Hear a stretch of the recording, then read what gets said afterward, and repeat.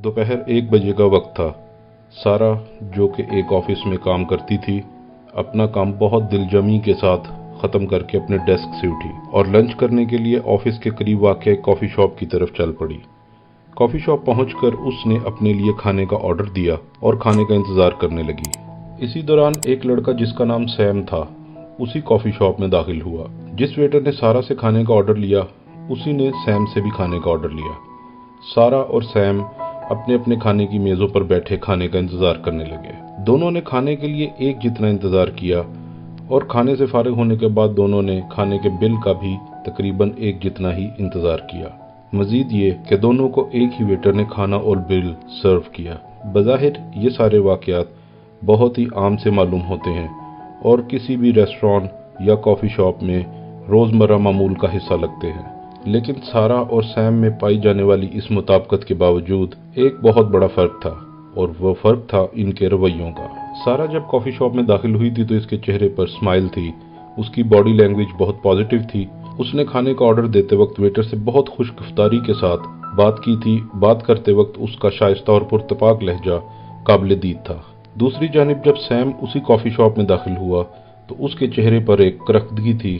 उसने वेटर से भी अच्छे तरीके से बात नहीं की, और जब बिल के लिए उसे थोड़ा इंतज़ार करना पड़ा तो उसने वेटर पर बरहमी का इजहार भी किया। हालांकि सारा और सैम को कॉफ़ी शॉप की इंतज़ामिया ने एक जैसी तवज्जो दी थी। फिर सवाल ये पैदा होता है कि इन दोनों के रवैयों में आखिर इतना फ़र्क क्यों था? इसका जवाब ये है कि सारा दुनिया को एक मस्बत अंदाज में देखती थी, जिसकी वजह से हर कोई उसके रवैये को सराहता था और उससे बात करके अच्छा महसूस करता था, और इसी वजह से सारा की अपने ऑफिस में कारकर्दगी भी सबसे बेहतर थी। जबकि सैम दुनिया और अपने इर्द गिर्द के माशरे को मनफी निगाह से देखता था, जिसकी वजह से वो हर वक्त चिड़चिड़ेपन और मायूसी का शिकार रहता था। व्यूअर्स, हमारे अच्छे और बुरे रवैये हमारी कारकर्दगी पर बहुत गहरा असर डालते हैं। एक मनफी सोच का मालिक इंसान हमेशा यही सोचता है कि वो ये काम नहीं कर सकता, जबकि मस्बत सोच का मालिक कहता है कि मैं ये काम कर सकता हूँ। एक मनफी सोच का मालिक हमेशा प्रॉब्लम्स की तरफ देखता है, जबकि एक पॉजिटिव एटीट्यूड वाला इंसान हमेशा सॉल्यूशंस तलाश करने की कोशिश करता है। इसी तरह एक मनफी सोच का मालिक हमेशा दूसरों में खामियां ढूंढने की कोशिश करता है, जबकि एक मस्बत सोच का मालिक इंसान हमेशा दूसरों की अच्छाइयां तलाश करता है।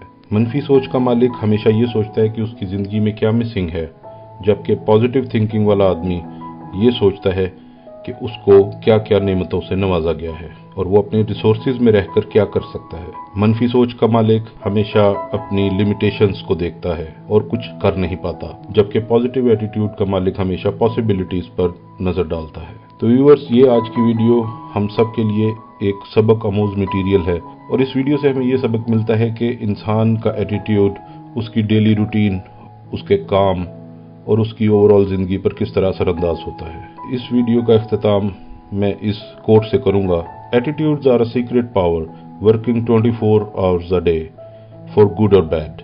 यानी आपके रवैये एक ऐसी सीक्रेट पावर है जो 24 घंटे काम करते हैं, या वो अच्छाई के लिए काम करते हैं या वो किसी बुराई के लिए काम करते हैं। फैसला आपने करना है कि आपने अपने रवैये को किस जानिब लेके जाना है। आज के लिए इतना ही। अली हसन को इजाज़त दीजिए, मिलते हैं अगली वीडियो में। Take care.